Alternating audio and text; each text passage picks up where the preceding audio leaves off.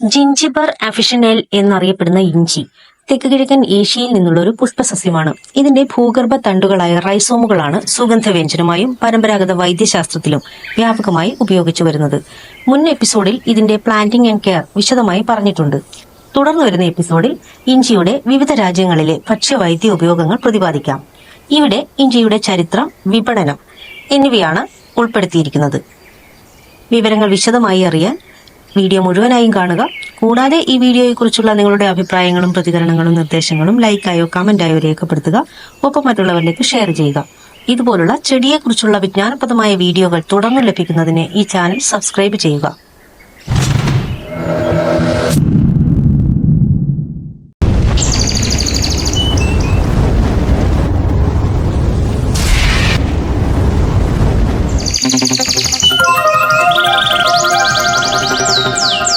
വൈവിധ്യമാർന്നതും വ്യാപകമായി ഉപയോഗിക്കുന്നതുമായ ഒരു സസ്യമാണിത്. ലോകമെമ്പാടും നിരവധി വീടുകളിലും വാണിജ്യാടിസ്ഥാനത്തിലും കൃഷി ചെയ്തു വരുന്ന ഒരു അത്ഭുത ഔഷധ ചെടിയാണ് ഇഞ്ചി. ഇഞ്ചി എന്ന മലയാളം പദം ചിങ്കിവേർ എന്ന ദ്രാവിഡ മൂലപദത്തിൽ നിന്നാണ് ഉണ്ടായത്. കാലാന്തരത്തിൽ വന്ന വാചിക വാമൊഴികളിലൂടെ അത് പിന്നീട് സിങ്കിവേർ, പിന്നീട് ഇങ്കിവേർ, അതിൽ നിന്നും ഇഞ്ചിവേർ ആവുകയും അത് ലോപിച്ച് തമിഴിലും മലയാളത്തിലും ഇഞ്ചി എന്നാവുകയും ചെയ്തു. കന്നഡയിൽ ശുണ്ഠി, തെലുങ്കിൽ അല്ലം എന്നും പറയുന്നു. ഇംഗ്ലീഷ് പദമായ ജിഞ്ചറും ഉച്ചാരണത്തിൽ നിന്ന് വ്യക്തമാകുന്നത് ഈ മൂലദ്രാവിഡ പദത്തിൽ നിന്നു തന്നെയാണ് രൂപമെടുത്തത് എന്നാണ്. ജിഞ്ചർ എന്ന വാക്കിന്റെ ഇംഗ്ലീഷ് ഉത്ഭവം 16-ാം നൂറ്റാണ്ടിന്റെ മധ്യത്തിൽ നിന്നാണ്. ഇത് മധ്യകാല ലാറ്റിൻ ജിഞ്ചിബറിൽ നിന്നാണ് ഉരുത്തിരിഞ്ഞത്. ജിഞ്ചിബറിൽ എന്ന ലാറ്റിൻ വാക്ക് ഗ്രീക്കിൽ പ്രാകൃതം എന്ന ഭാഷയിൽ നിന്നാണ് രൂപപ്പെട്ടത്. ഇന്ത്യൻ ഉപഭൂഖണ്ഡത്തിൽ BC 3-ാം നൂറ്റാണ്ട് മുതൽ 8-ാം നൂറ്റാണ്ട് വരെ ഉപയോഗിച്ചിരുന്ന പ്രാദേശിക ഭാഷയാണ് പ്രാകൃതം. ഇത് ഇൻഡോ ആര്യൻ ഭാഷയുടെ ഒരു കൂട്ടമാണ്. ഇതിലെല്ലാം ഉപരി ഇത് സംസ്കൃതത്തിന്റെ ഉറവിട ഭാഷയുമാണ്. സംസ്കൃതത്തിൽ ഇത് ശൃംഗവേരയിൽ നിന്ന് സിംഗബരയായതും പുരാതന ദ്രാവിഡ പദത്തിൽ നിന്നും വന്നതാണെന്ന് കരുതുന്നു. ഇതിന് ആയിരക്കണക്കിന് വർഷങ്ങൾ പഴക്കമുള്ള ദീർഘവും സമ്പന്നവുമായ ചരിത്രമുണ്ട്. മാരിടൈം തെക്കുകിഴക്കൻ ഏഷ്യയിൽ നിന്നാണ് ഇത് ഉത്ഭവിച്ചതെന്ന് ഭൂരിഭാഗവും പറയുന്നു. മറ്റൊരു വിഭാഗം ഇന്ത്യ, ചൈന, ഇന്തോനേഷ്യ തുടങ്ങിയ പ്രദേശങ്ങളിൽ നിന്നാണ് ഇത് ഉത്ഭവിച്ചതെന്ന് പറയുന്നു. അതിൽ മാരിടൈം പ്രദേശത്തിൽപ്പെടുന്ന ഇന്തോനേഷ്യയും ഉൾപ്പെടുന്നുണ്ടെങ്കിലും ഇന്ത്യയിലും ചൈനയിലും ആയിരക്കണക്കിന് വർഷങ്ങൾക്ക് മുമ്പ് തന്നെ പാരമ്പര്യ വൈദ്യങ്ങളിൽ ഇത് ഉപയോഗിച്ചിരുന്നതായി കണ്ടെത്താൻ കഴിഞ്ഞിട്ടുണ്ട്. അതുകൊണ്ട് തന്നെ ഇതിന്റെ കൃത്യമായ ഉത്ഭവം കണ്ടെത്താൻ കഴിയുന്നില്ല. ചരിത്രരേഖകളിൽ ഓസ്ട്രോനേഷ്യൻ ജനതയാണ് ഇത് ആദ്യമായി കൃഷി ചെയ്തതായി കണ്ടെത്താൻ കഴിഞ്ഞത്. ഇപ്പോൾ തിട്ടപ്പെടുത്തിയ വർഷങ്ങൾക്ക് മുമ്പുള്ള C5000 BPയിൽ, അതായത് വീണ്ടും ഒന്നുകൂടി ഞങ്ങൾ ആവർത്തിക്കുകയാണ്, ADയും BCയും വരുന്നതിനും ആയിരക്കണക്കിന് വർഷങ്ങൾക്ക് മുമ്പ്. അതിനുശേഷം അന്താരാഷ്ട്ര കച്ചവട പാതകൾക്ക് പലപ്പോഴും മാറ്റങ്ങൾ വന്നിട്ടുണ്ട്. ഈ കാലയളവിൽ ഓസ്ട്രേഷ്യൻ വിപുലീകരണ സമയത്ത് ബോട്ട് ചെടികളായി അവരുടെ യാത്രയിൽ ഇഞ്ചിയും കൊണ്ടുപോയി. മറ്റു നാഗരികതയുമായുള്ള സമ്പർക്കത്തിന് വളരെ മുൻപ് തന്നെ ചരിത്രാതീത കാലത്ത് അവർ പസഫിക് ദ്വീപുകളിൽ ഇത് അവതരിപ്പിച്ചു. പ്രോട്ടോ മലയോ പോളിനേഷ്യൻ പദമായ ലഖിയയുടെ റിഫ്ലക്സുകൾ ഇപ്പോഴും ഓസ്ട്രേഷ്യൻ ഭാഷകളിൽ ഹവായിലേക്കുള്ള വഴിയിൽ കാണപ്പെടുന്നു. ശ്രീലങ്കയിലെയും ദക്ഷിണേന്ത്യയിലെയും ദ്രാവിഡ ഭാഷ സംസാരിക്കുന്ന ജനങ്ങളുമായി ഓസ്ട്രേഷ്യൻ നാവികർ 3500 BPയിൽ ആദ്യമായി സമ്പർക്കം പുലർത്തിയപ്പോൾ മറ്റു തെക്ക് കിഴക്കൻ ഏഷ്യൻ സസ്യങ്ങൾ, ഓട്ടോ മെഷീൻ, കപ്പലോട്ടം, സാങ്കേതിക വിദ്യ എന്നിവയ്ക്കൊപ്പം അവർ ഇത് ഇന്ത്യക്കും പരിചയപ്പെടുത്തി. CE 1-ാം സഹസ്രാബ്ദത്തിൽ മഡ്ഗാസ്കറിലേക്കും കോമോറോസിലേക്കും ഓസ്ട്രേഷ്യൻ സഞ്ചാരികൾ ഇത് കൊണ്ടെത്തിച്ചു. ഇന്ത്യയിൽ നിന്ന് ഏകദേശം CE 1-ാം നൂറ്റാണ്ടിൽ മിഡിൽ ഈസ്റ്റിലേക്കും മെഡിറ്ററേനിയനിലേക്കും വ്യാപാരികൾ ഇത് കൊണ്ടുപോയി. കുരുമുളക്, ഗ്രാമ്പു, മറ്റു നിരവധി സുഗന്ധ വ്യഞ്ജനങ്ങൾ എന്നിവയ്ക്കൊപ്പം സുഗന്ധ വ്യഞ്ജന വ്യാപാര സമയത്ത് ഇത് പ്രാഥമികമായി ദക്ഷിണേന്ത്യയിലും ഗ്രേറ്റർ സുന്ദർ ദ്വീപുകളിലും വളർന്നു. ഏഷ്യയിൽ നിന്നും കയറ്റുമതി ചെയ്ത ആദ്യത്തെ സുഗന്ധ വ്യഞ്ജനങ്ങളിൽ ഒന്നാണ് ഇഞ്ചി. ഓസ്ട്രോനേഷ്യക്കാർ ഇന്ത്യ പസഫിക്കിലുടനീളം എത്തിച്ച ഇത് പിന്നീട് ഹവായിലെത്തുകയും ചെയ്തു. ഏഷ്യ യൂറോപ്പുമായി ബന്ധിപ്പിച്ച പ്രസിദ്ധമായ സിൽക്ക് റോഡ് ഉൾപ്പെടെയുള്ള പുരാതന സുഗന്ധ വ്യഞ്ജന വ്യാപാര റൂട്ടുകളിൽ ഇഞ്ചി ഒരു പ്രധാന പങ്ക് വഹിച്ചു. ഇത് പാചക ഉപയോഗങ്ങൾക്കും ഔഷധ ഗുണങ്ങൾക്കുമായി പല പ്രദേശങ്ങളിലും ഇതിന് വളരെയധികം ഡിമാൻഡ് ഉണ്ടായിരുന്നു. അതുകൊണ്ട് തന്നെ ഇതിന്റെ വ്യാപാരം പല നാഗരികതയുടെയും സമ്പത്തിനും സമൃദ്ധിക്കും വളരെ വലിയ സംഭാവനയും നൽകിയിട്ടുണ്ട്. സുഗന്ധ വ്യഞ്ജന വ്യാപാരത്തിലൂടെ യൂറോപ്പിലെത്തിയ ഇത് പുരാതന ഗ്രീക്കുകാരും റോമാക്കാരും ഉൾപ്പെടെ പല രാജ്യക്കാരും ഉപയോഗിച്ചിരുന്നു. പിന്നീട് മധ്യ കാലഘട്ടത്തിൽ അറബ് വ്യാപാരികളാണ് ഇഞ്ചി യൂറോപ്പിലെത്തിച്ചത്. അങ്ങനെ ഇത് യൂറോപ്യൻ പാചക രീതികളിൽ വളരെ ജനപ്രിയമായി തീർന്നു. തുടർന്നു വന്ന കാലഘട്ടത്തിൽ പര്യവേഷണത്തിന്റെയും കോളനിവൽക്കരണത്തിന്റെയും ഭാഗമായി യൂറോപ്യൻ ശക്തികൾ കടൽ മാർഗം വ്യാപാര പാതകൾ സ്ഥാപിച്ചു. അങ്ങനെ ഇഞ്ചിയും മറ്റു സുഗന്ധ വ്യഞ്ജനങ്ങളും യൂറോപ്പിലേക്ക് തിരികെ കൊണ്ടുവന്നു. സുഗന്ധ വ്യഞ്ജന വ്യാപാരത്തിൽ ഇഞ്ചി ഒരു വിലപ്പെട്ട ചരക്കായി മാറി. ഇന്ത്യ, ജമൈക്ക, കരീബിയ തുടങ്ങിയ അവരുടെ കോളനികളിൽ അതിന്റെ കൃഷി വ്യാപകമായി അവർ ആരംഭിച്ചു. ഇന്ന് India, China, Nigeria, Thailand, Jamaica എന്നിവ ഉൾപ്പെടെ ലോകമെമ്പാടുമുള്ള നിരവധി ഉഷ്ണമേഖലാ, ഉപോഷ്ണമേഖലാ പ്രദേശങ്ങളിൽ ഇഞ്ചി വ്യാപകമായി കൃഷി ചെയ്യുന്നു. ഇഞ്ചിയെക്കുറിച്ചുള്ള ആദ്യകാല ലിഖിത രേഖകൾ വരുന്നത് ചൈനയിലെ കൺഫ്യൂഷ്യസിന്റെ ശിഷ്യന്മാർ എഴുതിയ BC 475 മുതൽ BC 221 വരെയുള്ള നീണ്ട കാലഘട്ടത്തിലെ ദി അനലിറ്റിക്സിലാണ്. അതായത് തെരഞ്ഞെടുത്ത കൺഫ്യൂഷ്യസിന്റെ വചനങ്ങൾ അടങ്ങിയ തത്വചിന്താപരമായ ഗ്രന്ഥമാണ് ദ അനലിറ്റിക്സ്. 406 ഫോക്സിയാൻ എന്ന സന്യാസി എഴുതിയിട്ടുണ്ട്. സ്കർവി എന്ന രോഗം തടയാൻ ഇത് ചെടിച്ചട്ടികളിൽ വളർത്തിയെന്നും യാത്രാവേളയിൽ ചൈനീസ് കപ്പലുകളിൽ കൊണ്ടുപോയി എന്നും. വൈറ്റമിൻ സിയുടെ അഭാവം മൂലം ഉണ്ടാകുന്ന ഒരു രോഗമാണ് സ്കർവി.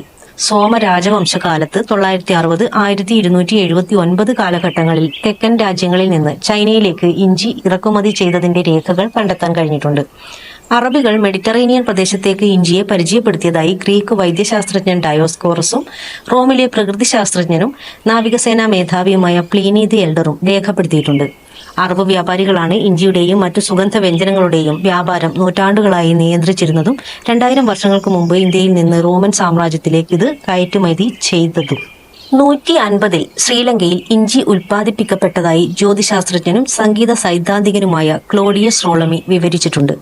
ഇഞ്ചി സമ്പന്നർക്ക് മാത്രം താങ്ങാവുന്ന വളരെ ചിലവേറിയ ഔഷധങ്ങളുടെ ഭാഗമായി റോമൻ സാമ്രാജ്യത്തിലേക്ക് ഇറക്കുമതി ചെയ്തതിന്റെയും ചരിത്രരേഖകൾ കണ്ടെത്താൻ കഴിഞ്ഞിട്ടുണ്ട്. യൂറോപ്യൻ അഭിരുചികളിൽ ഇത് പാചകങ്ങളിൽ ഒഴിച്ചുകൂട്ടാൻ കഴിയാത്ത ഒരു ഇനമായി തീർന്നതിനാൽ മധ്യകാലഘട്ടങ്ങളിൽ അസംസ്കൃതവും സംരക്ഷിച്ചതുമായ ഇഞ്ചി യൂറോപ്പിലേക്ക് വർദ്ധിച്ച അളവിൽ ഇറക്കുമതി ചെയ്തിരുന്നു. പല രാജ്യങ്ങളുടെ ഔദ്യോഗിക ഫാർമോകോപ്പിയകളിൽ, അതായത് സംയുക്ത മരുന്നുകൾ തിരിച്ചറിയാനുള്ള ചേരുവകളിൽ ഇഞ്ചിയെക്കുറിച്ച് വിവരിച്ചിട്ടുണ്ട്. 14-ാം നൂറ്റാണ്ടിൽ ഇംഗ്ലണ്ടിൽ 1 പൗണ്ട് ഇഞ്ചിക്ക് ഒരു ആട്ടിൻകുട്ടിയുടെ വിലയായിരുന്നു. ഇതിൽ നിന്നും നമുക്ക് മനസ്സിലാക്കാൻ കഴിയും പുരാതന കാലത്തു തന്നെ ഉണ്ടായിരുന്ന ഇഞ്ചിയുടെ വിപണി മൂല്യം. ലോകമെമ്പാടുമുള്ള പല പ്രദേശങ്ങളിലും ഇത് വളരുന്നുണ്ടെങ്കിലും തെക്കു പടിഞ്ഞാറൻ ഇന്ത്യയിൽ നിന്ന് കൃഷി ചെയ്ത് കയറ്റുമതി ചെയ്യുന്ന ആദ്യകാല രേഖപ്പെടുത്തിയിട്ടുള്ള സുഗന്ധവ്യഞ്ജനങ്ങളിൽ ഒന്നാണ് ഇഞ്ചി. ലോകമെമ്പാടുമുള്ള ഇഞ്ചി കയറ്റുമതിയിൽ 2003-ലെ കണക്കുപ്രകാരം ഇന്ത്യ 3-ാം സ്ഥാനത്താണെങ്കിലും ലോകത്തിലെ ഏറ്റവും വലിയ ഇഞ്ചി ഉൽപ്പാദക രാജ്യങ്ങളിൽ ഒന്നാണ് ഇന്ത്യ. ഇതിന്റെ പ്രധാന കാരണം നമ്മുടെ കാലാവസ്ഥ, മഴ, ഭൂപ്രകൃതി എന്നിവയാണ്. അതോടൊപ്പം തന്നെ ഇഞ്ചിക്ക് വിവിധ തരത്തിലുള്ള മണ്ണുകളിലും പ്രദേശങ്ങളിലും വളരാനുള്ള കഴിവുമുണ്ട്. 2001-ൽ യുണൈറ്റഡ് സ്റ്റേറ്റ്, ജമൈക്കയിൽ നിന്നാണ് ഇഞ്ചി ഇറക്കുമതി ചെയ്തിരുന്നത്. ബാക്കി ഇന്ത്യ, ആഫ്രിക്ക, ചൈന എന്നിവിടങ്ങളിൽ നിന്നായിരുന്നു. യുണൈറ്റഡ് നേഷൻസിന്റെ ഫുഡ് ആൻഡ് ഓർഗനൈസേഷന്റെ കണക്കനുസരിച്ച് 2005-ൽ ഇഞ്ചി ഉൽപ്പാദനത്തിൽ ചൈന ലോകത്തെ 25% ആഗോള വിഹിതത്തോടെ മുന്നിലെത്തി. ഇന്ത്യ, നേപ്പാൾ, ഇന്തോനേഷ്യ എന്നിവ പിന്നാലെ ഉണ്ടായിരുന്നു. 2001-ൽ ആഭ്യന്തര ഉപയോഗത്തിന് ഇറക്കുമതി ചെയ്തിരുന്ന യുണൈറ്റഡ് സ്റ്റേറ്റ്സ് 2023-ൽ 686 മെട്രിക് ടണ്ണുമായി കയറ്റുമതിയിൽ മുന്നിലെത്തി. 2-ാം സ്ഥാനത്ത് 546 മെട്രിക് ടണ്ണുമായി ചൈനയും 3-ാം സ്ഥാനത്ത് 5.99 ടണ്ണുമായും ഇന്ത്യയും. 2023-ലെ ഇന്ത്യയുടെ ഉൽപ്പാദനത്തിൽ മുഖ്യ പങ്കുവഹിച്ചിരുന്ന സംസ്ഥാനങ്ങൾ മെട്രിക് ടണ്ണ് പ്രകാരം മധ്യപ്രദേശ് 692, കർണാടക 306, ആസാം 170, മഹാരാഷ്ട്ര 160 എന്നിങ്ങനെയായിരുന്നു. ലോകത്തിലെ ഏറ്റവും വലിയ ഇഞ്ചി ഉൽപ്പാദക രാജ്യങ്ങളിൽ ഒന്നാണ് ഇന്ത്യ എങ്കിലും കയറ്റുമതിയിൽ പ്രധാന പങ്കുവഹിക്കുന്നതിൽ എപ്പോഴും പരാജയപ്പെടുന്നു. ഇന്ത്യയിലെ ഇഞ്ചി കൃഷി ചെലവേറിയതും കീടങ്ങളുടെ ആക്രമണങ്ങൾ നേരിടുന്നതുമാകാം ഇതിന് കാരണം. അതുകൊണ്ട് തന്നെ കർഷകർക്ക് കയറ്റുമതി ലാഭത്തിലാക്കാൻ കഴിയുന്നില്ല. കൂടാതെ ചെലവിന്റെ 60% തൊഴിലാളികൾക്കും വിത്തുകൾ വാങ്ങുന്നതിനും ഉപയോഗിക്കേണ്ടതായി വരുന്നു. അതിനായി യന്ത്ര സാങ്കേതിക വിദ്യകൾ ഉപയോഗപ്പെടുത്തുകയും മെച്ചപ്പെട്ട ഉൽപാദനക്ഷമതയുള്ള വിത്തുകൾ വികസിപ്പിച്ചെടുത്ത് കുറഞ്ഞ ചെലവിൽ കർഷകർക്ക് എത്തിച്ചു കൊടുക്കാനുമുള്ള ശ്രമങ്ങൾ ബന്ധപ്പെട്ട ഗവൺമെന്റിന്റെ ഭാഗത്തുനിന്ന് ഉണ്ടാകേണ്ടതുമാണ്. കാരണം കാർഷിക വിളകളായാലും വ്യാവസായിക ഉൽപ്പന്നങ്ങളായാലും ടാക്സുകളാലും മറ്റു നികുതികളായും ഗവൺമെന്റിനും വരുമാനം ലഭിക്കുന്നതാണ്. ഇവിടെ കൃഷിയും വ്യവസായവും ഉണ്ടാകേണ്ടത് സംരംഭകന്റെ മാത്രം ആവശ്യകതയല്ല. ഇതൊക്കെ പറയുമ്പോഴും വളരെ സുരക്ഷിതമായി ഉൽപാദനം നടത്താൻ കഴിയുന്ന ഒരു കാർഷിക ഉൽപ്പന്നമാണ് ഇഞ്ചി. കാരണം ഉൽപാദനത്തിൽ നഷ്ടമോ വിലക്കുറവോ ഉണ്ടാകാത്തതിനാൽ ഉൽപാദകർക്ക് ഒരിക്കലും നഷ്ടം വരാത്ത ഒരു കൃഷിയാണിത്. ഇതിലെല്ലാം ഉപരി ഉണക്കിയോ പച്ചയ്ക്കോ ഒക്കെ സൂക്ഷിക്കാൻ കഴിയുന്ന ഒരു വിളയാണ് ഇഞ്ചി. ശുദ്ധമായ വിള എന്ന് വിളിക്കുന്നതിലുപരി ഇടവിളയായും ഇത് കൃഷി ചെയ്യാം. ഇഞ്ചി ഒരു വിലപ്പെട്ട സുഗന്ധ വ്യഞ്ജനമായും ഔഷധ സസ്യമായും പാചക ചേരുവയായും മനുഷ്യ ചരിത്രത്തിൽ വളരെ പ്രധാന പങ്ക് വഹിച്ചിട്ടുണ്ട്. ഇതിന്റെ എന്നും നിലനിൽക്കുന്ന ജനപ്രീതിയും വ്യാപകമായ ഉപയോഗവും ആഗോള പാചക രീതിയുടെയും പരമ്പരാഗത വൈദ്യശാസ്ത്രത്തിന്റെയും ഒരു പ്രധാന ഭാഗമാക്കി ഇതിനെ മാറ്റുന്നു. ഇവിടെ നിങ്ങൾക്ക് അറിയുന്നതും അറിയാത്തതുമായ ധാരാളം സവിശേഷതകൾ വിശദമായ പഠനത്തിന് ശേഷം ഞങ്ങൾ നിങ്ങളുടെ മുന്നിൽ അവതരിപ്പിക്കുന്നു. അതിലുപരി പരമാവധി പ്ലാന്റുകൾ കണ്ടെത്തി അത് നിങ്ങൾക്ക് മുന്നിൽ എത്തിക്കാനും ശ്രമിക്കുന്നു. അപൂർവങ്ങളായ ധാരാളം ചെടികൾ ഐവി പാരഡൈസിന്റെ ഷോപ്പിംഗ് സൈറ്റിൽ ലഭ്യമാണ്. അവ സൈറ്റിൽ നിന്നോ ഈ വീഡിയോയിൽ പറയുന്ന വാട്സാപ്പിൽ ബന്ധപ്പെട്ടോ വാങ്ങാവുന്നതാണ്. വിവിധ രാജ്യങ്ങളിലെ ഇഞ്ചിയുടെ ഭക്ഷ്യോപയോഗം, വൈദ്യോപയോഗം മുതലായവ അടുത്ത എപ്പിസോഡിൽ വിശദമായി പ്രതിപാദിക്കുന്നതാണ്. ഇഞ്ചിയുടെ ചരിത്രം വിപണനം അടങ്ങിയ ഈ വീഡിയോ നിങ്ങൾക്ക് ഇഷ്ടപ്പെട്ടെങ്കിൽ നിങ്ങളുടെ അഭിപ്രായങ്ങളും പ്രതികരണങ്ങളും ലൈക്കായോ കമന്റായോ രേഖപ്പെടുത്തുക. ഒപ്പം മറ്റുള്ളവരിലേക്ക് ഷെയർ ചെയ്യുക. ഇതുപോലുള്ള ചെടിയെക്കുറിച്ചുള്ള വിജ്ഞാനപ്രദമായ വീഡിയോകൾ തുടർന്ന് ലഭിക്കുന്നതിന് ഈ ചാനൽ സബ്സ്ക്രൈബ് ചെയ്യുക.